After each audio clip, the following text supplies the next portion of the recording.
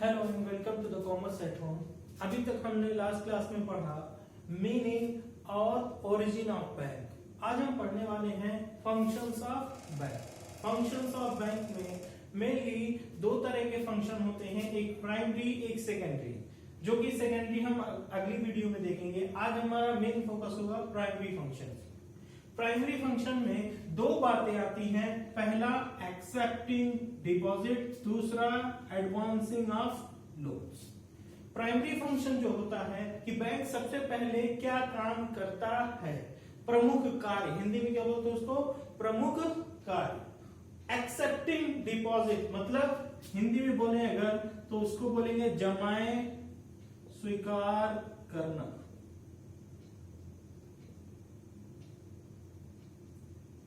जमाए स्वीकार करना। बैंक कैसे कैसे पैसा इकट्ठा करती है, लोगों से पैसा कैसे जमा करती है, वही उसका मेन फंक्शन होता है, प्राइमरी फंक्शन होता है। उसमें 4-5 तरह के खाते खुलवाता है बैंक। जैसे कि आप जानते होंगे, आपका भी बैंक में खाता है, आप जाते होंगे बैंक में खाता खुलवाने, जैसे जिसका नाम है, पहला आपने सुना होगा सेविंग अकाउंट, बचत खाता। हिंदी में क्या बोलते हैं इसको, बचत खाता। बचत का खाता क्या होता है, आम आदमी जब बैंक में जाके खाता खुलवाता है तो वो करंट अकाउंट ना खुलवा के वो कौन सा खाता खुलवाता है, सेविंग अकाउंट। इसमें आम आदमी जो है छोटे छोटे अमाउंट में पैसे जमा करता है, बहुत ह्यूज अमाउंट ये एक्सेप्ट नहीं करता।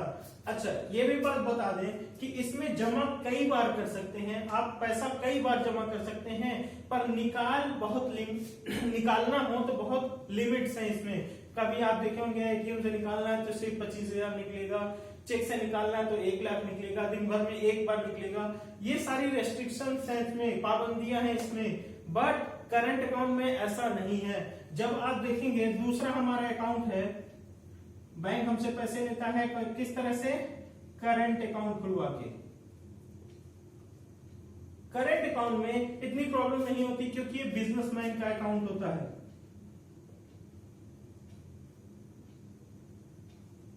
व्यापारी लोग जो खाता खुलवाते हैं वो कौन सा खाता खुलवाते हैं, करंट अकाउंट, जिसको हिंदी में बोलते हैं चालू खाता। चालू खाता इसमें ब्याज नहीं मिलता, इसमें तो ब्याज मिलता है। हम लोग पैसा जमा करते हैं तो 2%, 3%, 4%, बट 3% से ज्यादा कोई देता नहीं है। 3%, 2%, 2.5%, 3.5%, बस इससे ज्यादा कोई नहीं देता। बट करंट अकाउंट में ब्याज देने के बजाय उल्टा ब्याज सर्विस चार्ज लेता है। क्यों? क्योंकि इसमें कई बार आप पैसा निकाल भी सकते हैं और कई बार पैसा आप जमा भी कर सकते हैं। दिन भर में बिजनेसमैन है, उसका खाता है, वो कई बार पैसा ट्रांजेक्शन अपना करता रहेगा, सुबह निकालेगा, फिर दोपहर जमा करेगा, फिर निकालेगा, इसलिए इसमें कोई रिस्ट्रिक्शन नहीं होती है। अब तीसरी बात, पहला था सेविंग अकाउंट, दूसरा करंट अकाउंट, तीसरा है हमारा फिक्स्ड डिपॉजिट।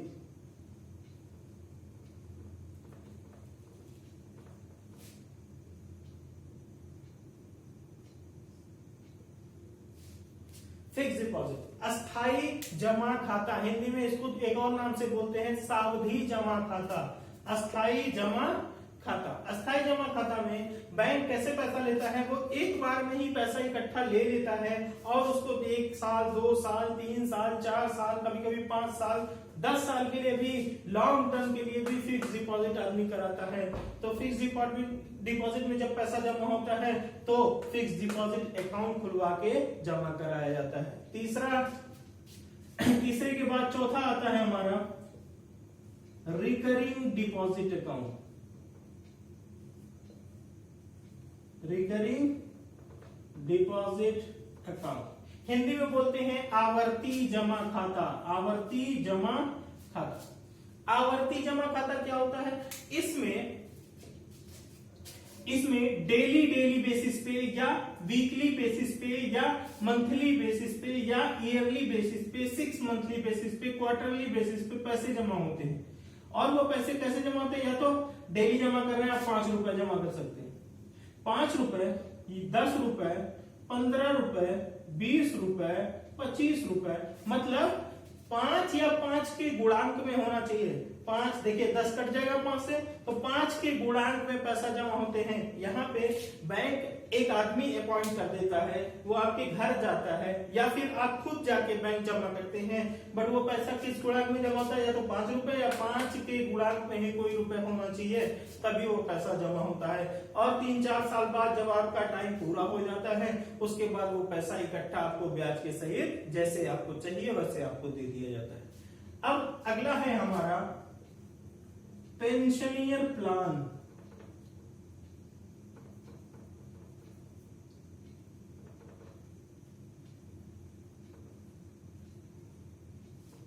पेंशनियर प्लान अकाउंट जो होता है, ये आदमी अपने जीवन काल में ही खुलवा लेता है, बट ये जब रिटायर हो जाता है, जैसे कि सरकारी नौकरी आपने सुना होगा पेंशन मिलती है, बट प्राइवेट सेक्टर में ऐसी कोई पेंशन की सुविधा नहीं है। तो प्राइवेट सेक्टर के लोगों के लिए ये खाता बनवाया गया कि आप ऐसा खाता खुलवा लीजिए जो आपको आपके रिटायरमेंट के बाद, जब आप काम करना बंद कर दें, उसके बाद आपको सुविधा दे सके। आप अपने खाते से 1000-2000 रुपए हर मंथली कटवाते रहिए, आप जब रिटायरमेंट ले लेंगे उसके बाद चाहेंगे तो एक साथ आपको पैसा मिल जाएगा, चाहे वो ईयरली मिल जाएगा, चाहे वो मंथली मिल जाएगा, जैसा आप डिसाइड करेंगे वैसा ही उसमें से थोड़ा थोड़ा करके आपको पैसा मिलता रहेगा, जैसे पेंशन मिलती है ठीक उसी तरह। आखिरी है हमारा regular deposit account. Regular deposit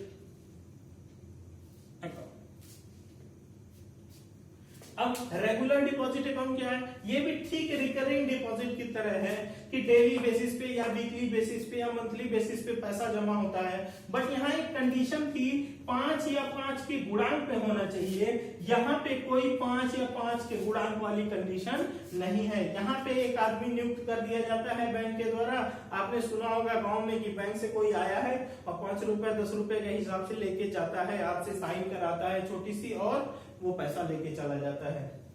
अब ये तो हमारी थी एक्सेप्टिंग डिपॉजिट, जमाए स्वीकार करना।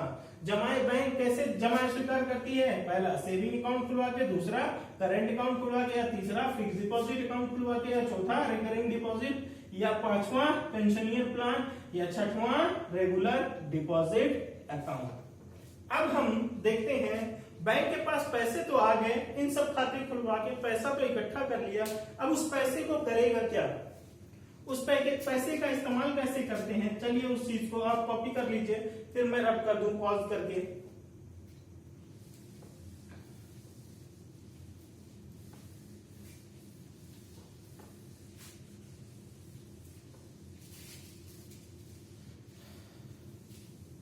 अब देखते हैं एडवांसिंग ऑफ लोन्स, मतलब ऋण प्रदान करना।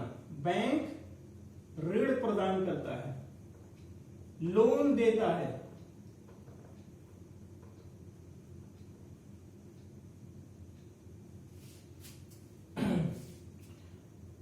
लोन कैसे कैसे किस किस शक्ल में दे सकता है? पहला जनरल लोन, हिंदी में बोलेंगे साधारण ऋण। साधारण ऋण में आप देखेंगे बैंक से आपने लोन मांगा, कभी वो शॉर्ट टर्म के लिए, कभी लॉन्ग टर्म। शॉर्ट टर्म मतलब साल भर के अंदर के लिए, 1 साल के लिए हमने लोन लिया, बाकी टाइम पे पेमेंट कर देंगे, या लॉन्ग टर्म 20 साल के लिए हमने लोन लिया, टाइम पे पेमेंट कर देंगे। बट अगर उसने कोई भी चीज आपसे बिना गिरवी रखाए लोन दिया है, बिना गिरवी रखाए लोन दिया है, तो उसको बोलते हैं जनरल लोन। दूसरा है हमारा कैश क्रेडिट।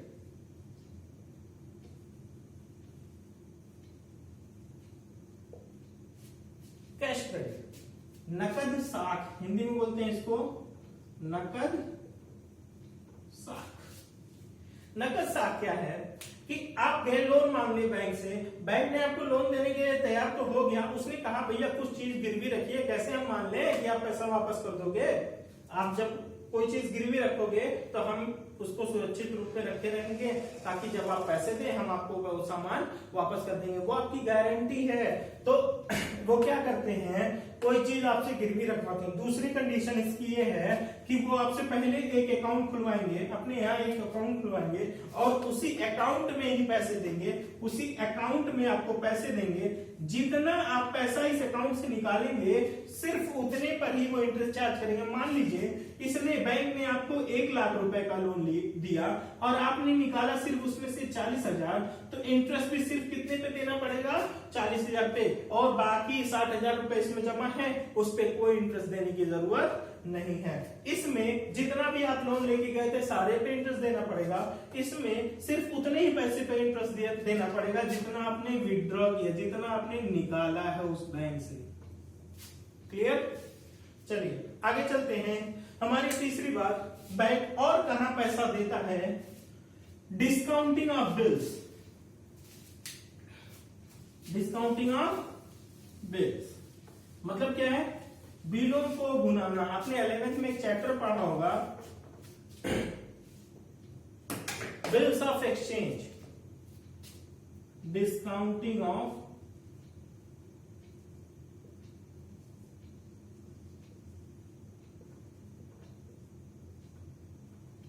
बिलों को भुनाना। यह तीसरा है, बिलों को भुनाना। अब बिल कैसे भुनाना है, कैसे उसमें बैंक आ गया भैया, उसमें तो एक आदमी दूसरे आदमी पे बिल लिखता था, ऐसे ऐसे काम होता था, पर इसमें बैंक कहां से पैसा दे रहा है, मैं आपको समझाता हूं। एक आदमी है, बी के ऊपर एक बिल लिखा, तो बताइए ए कौन है, ड्रॉ, जिसने बिल बनाई, जिसके ऊपर बनाई वो कौन है, ड्रॉ। ठीक है, ड्रॉर और ड्रॉर।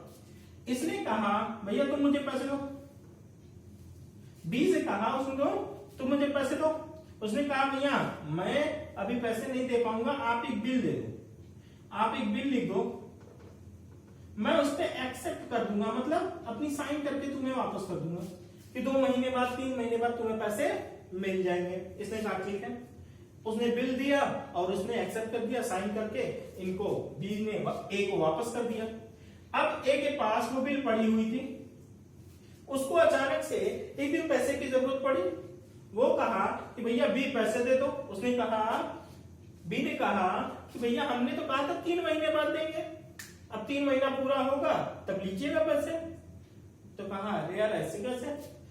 ए गया बैंक के पास, ए गया बैंक के पास, बैंक वाले से बोला कि भैया आप हमें एक बिल पर पैसे डिस्काउंट कर दो, एक बिल को डिस्काउंट कर दो, उसकी पेमेंट हमें दे दो, जब 3 महीने बाद बी पैसे वापस करेगा तो मैं आपको ये पैसा वापस कर दूंगा, या फिर 3 महीने जब पूरे होंगे तो बी खुद ही आपको बिल का पैसा दे के चला जाएगा। तो बताइए उसने एडवांस किया कि नहीं, बैंक ने पैसा ए को उधार दिया या नहीं, कंडीशन यही तो थी, advancing of loan, loan provide करना, ऋण प्रदान करना। यहाँ पे भी तो एक लोन की शक्ल में बैंक ने किसको पैसा दिया, ए को, किसके जिम्मेदारी पर, बी के जिम्मेदारी पर। क्लियर? और आखिरी चीज है हमारा ओवरड्राफ्ट, आखिरी चीज है हमारा ओवरड्राफ्ट।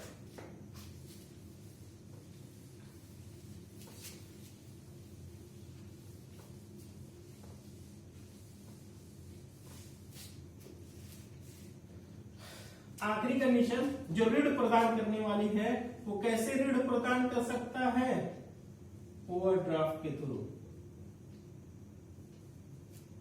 ओवरड्राफ्ट क्या होता है, ज्यादा निकाल लेना, मतलब मान लीजिए आपके खाते में 1 लाख रुपए है और आपने निकाला 1.5 लाख रुपए, तो 50,000 रुपए क्या हो गए, ओवरड्राफ्ट। मतलब आपका पैसा था 1 लाख रुपए, आपने कितना ज्यादा निकाल लिया, 50,000 रुपए ज्यादा निकाल लिया, मतलब आपने 1.5 लाख रुपए निकाल लिया, तो ओवरड्राफ्ट की कंडीशन क्या हो गई, 50,000 रुपए। अब आप बताइए, आप अगर आपको अभी भी नहीं समझ में आया तो एक एग्जांपल देता हूं। मान लेते हैं एक व्यापारी है, जेड नाम का एक व्यापारी है, उसके खाते में पड़े हुए थे, उसके खाते में पड़े हुए थे कुछ 35,000 रुपए। उसके यहाँ ढेर सारे एम्प्लॉय काम करते हैं, एक एम्प्लॉय को या ट्रेडर को मान लेते हैं। एक आदमी था एक्स, उसको पेमेंट देनी थी, जेड ने पेमेंट देनी है एक्स को और कहा भैया ये लो 50,000 रुपए तुम्हारी पेमेंट है, तुम ऐसा करो ये चेक ले जाकर बैंक को देना, मेरे खाते में से बैंक काट के आपको पैसा दे देगा। ठीक है। जैसे ही बैंक पहुंचा, बैंक वाले ने, बैंक का एक आदमी यहाँ बैठा हुआ था कंप्यूटर पे सिस्टम उस्टम लेके, उसने देखा कि बैंक के खाते में सिर्फ 35,000 रुपए और चेक तो बन गया 50,000 रुपए। क्या ये बाउंस हो जाना चाहिए था? बिल्कुल हो जाना चाहिए था, बट बाउंस सेविंग अकाउंट में होता था। करंट अकाउंट में भी बाउंस होता है, बट जब लिमिट खत्म हो जाए तब एक लिमिट बांध दी जाती है कि भैया मेरे खाते में कभी कभी एक आध दो बार ऐसा हो जाए कि पैसा कम रहे, फिर भी आप पेमेंट दे देना, मैं आपको बाद में दे दूंगा। तो इसने क्या किया कि ये चेक को क्लियर कर दिया। कितने वाला? ये 50,000 वाला। बताइए कितना रुपए ओवरड्राफ्ट कर दिया इस आदमी ने? 15,000। अब 15,000 बाद में कौन पे करेगा? जेड पे करेगा। किसको पे करेगा? बैंक को पे करेगा। तो बताइए बैंक ने एक तरह से उसको जेड को उधार दिया या नहीं दिया? उसी को बोलते हैं ओवरड्राफ्ट। ये आखिरी पॉइंट था हमारा एडवांसिंग ऑफ लोन्स का। अब सेकेंडरी फंक्शन हम देखेंगे अगली वीडियो में। Please do like, share and subscribe. Good bye.